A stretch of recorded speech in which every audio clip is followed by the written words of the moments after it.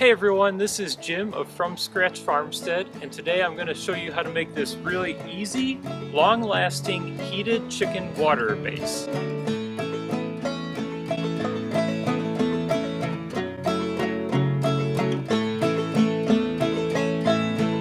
What we have here is, I'll show you, we have a concrete block.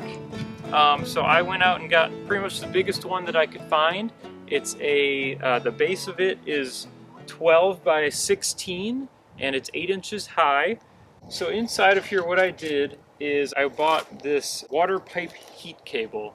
And so it's essentially kind of a flexible heating element that you could find at most any hardware store. I got this one at Menards. It's 12 feet long and puts out heat. The concrete block, it's basically acting as a big insulated chamber. And actually, the first thing that I did was took my angle grinder and I just ground out a little notch where the heat tape enters the concrete block, and then I also ground out notches across for where it crosses from one chamber to the other inside the concrete block. And so you don't have to use an angle grinder with that. You could just take a hammer and a chisel. It doesn't have to be precise or look pretty, but I used an angle grinder just because it was quick and easy. And so essentially what I did was I ground out those notches. I kind of wove my cable up inside of there, about half of it in one chamber, and I put some tape on there to tape it so it's near the top of the block.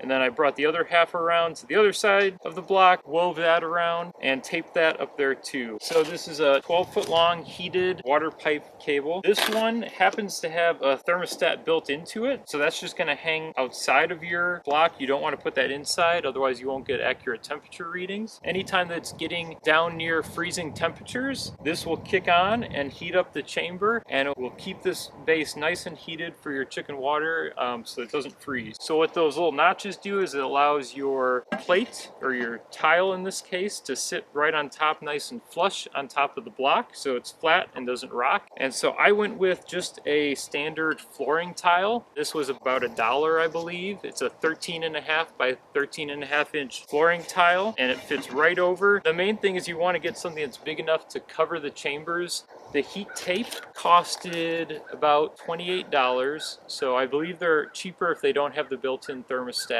The concrete block was about $2, and the tile, like I said, was about $1. And so for the whole thing, you're paying about $30 to $35.